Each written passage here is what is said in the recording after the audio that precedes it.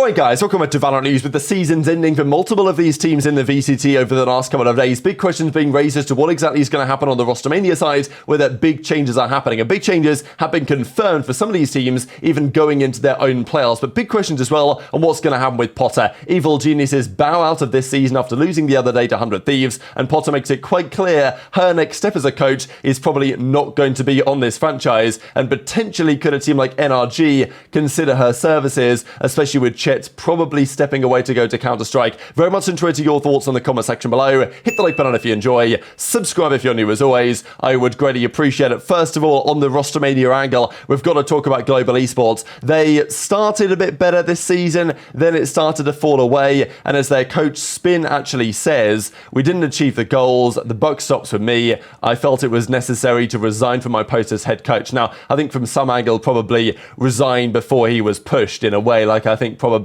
they would have kicked him out anyway. Just that's how it's gone, right? Global esports now a couple of years of underwhelming delivery. It's pretty likely that their coaching staff were going to pay the price, and that is exactly what has happened. Their founder actually does confirm, though, that so far they've only parted ways with our coaching staff. The players are still there, but well, Tanmay says Global Esports is set to part ways with their roster. As I say, founder says, like, as of right now, we've only just parted ways with the coaching staff, but you know, it's as of right now is set to. It looks quite likely that they will part ways with quite a lot of this roster. But you know, on paper, you look at their team, right? Like Lightning Fast, Rust, Polvi, Blaze King, Venka. Like, I feel like in some ways they should have been better than they ended up being. So maybe there's some pieces to still keep around, but some questions on what Global Esports are planning to do for next season. Same thing to some degree with Warbird as well on Team Secrets. He's going to be gone and a free agent going into the 2025 season. But the other big roster news of yesterday was happening from Primi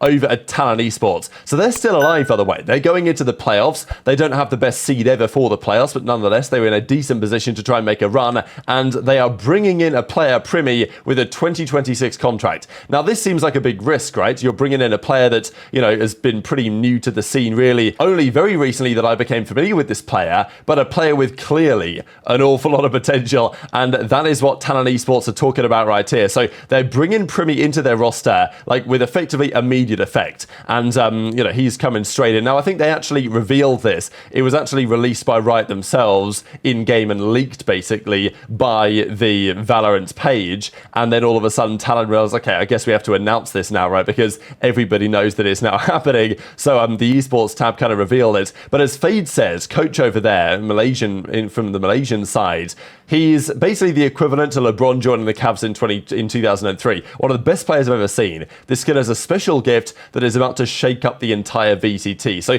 let's see if that turns out to be true. But I did just want to kind of, as we talk about this, share this in the background, which is a recent highlights montage that Primi came out with. No doubt some of the most insane clips that I've really ever seen, and he puts this stuff out on the regular, basically all of the time. So a player that clearly Talent have had their eyes on for a little bit of time, and then as soon as the opportunity came around, just before they go to the playoffs, we now have stuff like this happening. So it doesn't seem to matter what map or what weapon, there's going to be headshots galore, and this is just the way that he plays the game. You know, his POV is actually quite unique as well in a sense. Like, there's not many players that have this kind of snap aiming just to the headshots again and again and again. Some players like playing like this, some players don't, but wow, this is a pretty unique gameplay, I will say, in terms of the high sensitivity, the flicks, the headshots, the aces. It's definitely very good to watch, and a young player joining their team, this has the makings, right, of a pretty incredible storyline. It's got to be said. There's definitely a world in which they, you know, Talent become a real force as a result of this, or maybe it takes too long, or maybe they lose their one series of Primi, and that's, you know, job done for them out of the tournament and effectively out of, you know, any chances for the world championship. But when you got stuff like this happening, you're acing teams in about 5 seconds, and every single headshot is connecting, and, you know, these aren't one-off clips. Like, this is happening an awful lot, and some of these clips weren't even included in Talent's own announcement when they actually put this player out, because I think we saw right about here, he's finally here, say Talent, and you know, these are many of the clips that he's put up over the last couple of years. So welcome Primi to the team, and it's basically guaranteed now now they will put him straight into their starting lineup, wherever that potentially turns out to be against Team Secret, right? So this is how it looks. They play in a couple of days now. So again, not long to practice, right? Like, this really is a trial by fire. Like, this guy, okay, talented player, but he's coming straight in for the playoffs in what is a knockout game. Like, if they lose this to Secret, their season is done. That's it. Like, it's over. So they've got to win this one. Obviously, it's a knockout rounds, and they play in a couple of days' time now against Team Secret, of course. And as of right now, we're not really sure who's going to drop out for Primi, but it's pretty likely that they will consider a change here, I would say, because why would you sign him now if you weren't going to? The other point as well was on Jing, who has actually extended his contract with Paper X. Some of the other guys on the team, I think, are, 2025 or Devi Alex 2024 contracts, but now Jing is actually joining Forsaken with a 2026 deal. Well, obviously, if they continue performing as they have done, that probably is not going to change. Just quickly on China, because their regular season was now locked in after yesterday. All the results are kind of done and dusted after a couple of days ago, actually, but I don't think I shared this for you guys, what the bracket was going to be. So FPX and Edwards, they are in the upper semi-finals. These games are actually beginning a few days later, so a bit more time for China to figure out and I guess prepare for their matches. But it's Trace versus All Gamers, it's Gen.G versus Bilibili Gaming. The winner of those plays Edward, the winner of those plays FPX, as we full well know. But Edward and FPX are already qualified for the World Championship, because whatever happens here, they're going to have enough points. Like, one of these guys is going to get a good enough placing to make sure they qualify, and then they have enough standings points to make it anyway, I would say. So basically, it's guaranteed that it's just going to be one of these four that will make it. Who is it going to be? It's tough to predict. The Chinese region always throws up some surprises. Just quickly in EMEA, we had Fit Esports take down Giant X 2-0 yesterday, and a couple more games to go. So Fnatic Liquid, Vitality KC, Team Heretics KOI, Na'Vi Gentlemates to close out the stage. Kind of looking forward especially to this Fnatic Liquid one, just to see how, whether Fnatic can continue on that upward trajectory they've had lately, because, Liquid need to win that one. Look how much there is to play for here in terms of making it to the playoffs. It's all over the place as it presently stands. Also, just quickly on the North American Challenger side, as these guys get prepared for Ascension, we saw that Ethan made it quite clear yesterday that he's frustrated with the fact that the season isn't as long as he might have wanted it to be, but at least after the regular season ends, we do have Ascension coming up. Dark Zero were looking really good here. They were as yet undefeated, but in this particular stage, but they did go down yesterday actually to the Fluffy Aimers. So yeah, good result from those guys, right? We have to scroll down a long way here to see it, but yeah, Fluffy Aimers